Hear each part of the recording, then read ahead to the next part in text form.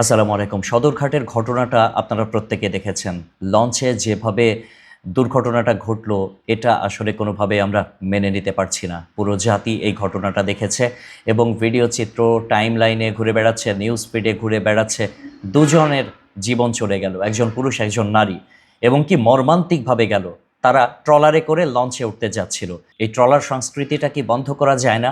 ট্রলারে করে লঞ্চে কেন উঠতে হবে? আর ট্রলারওয়ালারা কি করে? অধিক পয়সা পায়, অধিক পয়সা পাওয়ার কারণে সেখানে যায়।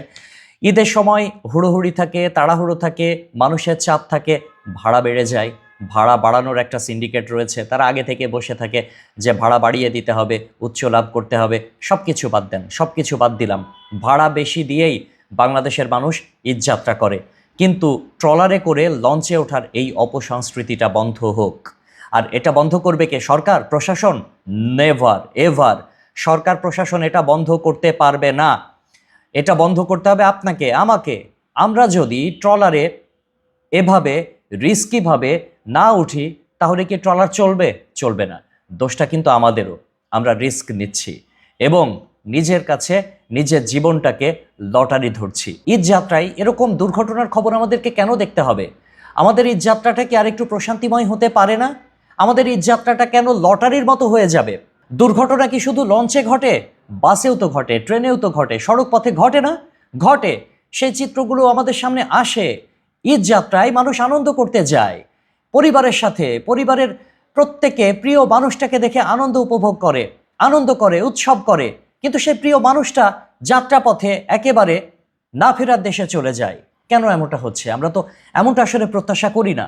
আমাদের ঈদ যাত্রায় ব্যাপক ব্যাপক আসলে ভোগান্তিতে পড়তে হয়, এটা প্রত্যেকেই জানেন। যারা সড়ক পথে যান তাদের লম্বা একটা সময় লাগে। একে তো আপনাকে অতিরিক্ত ভাড়া গুনতে হচ্ছে, দ্বিতীয়ত আপনি সময় মতো পৌঁছাতে পারছেন না। ট্রেন লাইনচ্যুত হয়েছে আজকে, সেখানেও অসংখ্য মানুষের ভোগান্তি। যে ট্রেনটা লাইনচ্যুত হয়েছে সেখানে অনেক মানুষ তো আহত হয়েছে, সেই ট্রেনটা তো যেতে পারছেই না এবং ওই রুটের সমস্ত ট্রেন বন্ধ হয়ে গেল। তো সময় মতো অন্যান্য যাত্রীরা তারাও কিন্তু পৌঁছাতে পারলো না। দুর্গম এলাকায় খাবারের সমস্যা, পানির সমস্যা, আরও নানান রকম সমস্যা রয়েছে। ঈদ উদযাপন করার জন্য গ্রামে আমরা প্রত্যেকেই যাব, অবশ্যই যাব, কিন্তু আমাদেরকে ঈদ যাত্রাটা আরও সুন্দর কে দেবে জানি না। রাষ্ট্রের কাছে এতটুকু দাবি থাকবে, যারা এভাবে ঈদ যাত্রায় অংশগ্রহণ করে এবং এই যে আবেগ নিয়ে যায়, তাদের আবেগের একটু মূল্যায়ন করা, তাদেরকে আরও সুন্দরভাবে ঈদ যাত্রা উপহার দেয়া।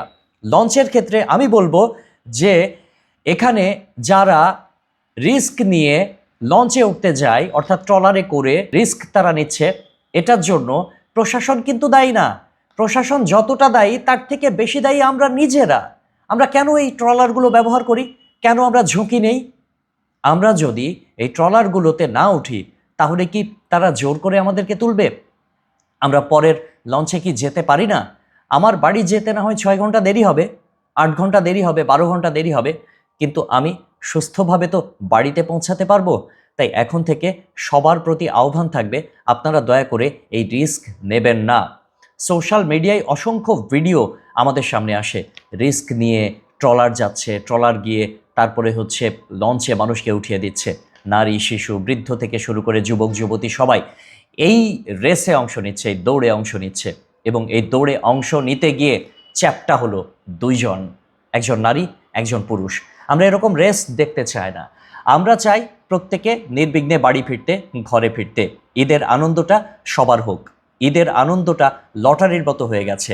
ঘরে ফিরলে আনন্দ ঠিকঠাক মতো হয়, না হলে তো হয় না। এবং আপনি জীবন নিয়ে বাড়িতে ফিরবেন কিনা এটার কোনো নিশ্চয়তা নেই।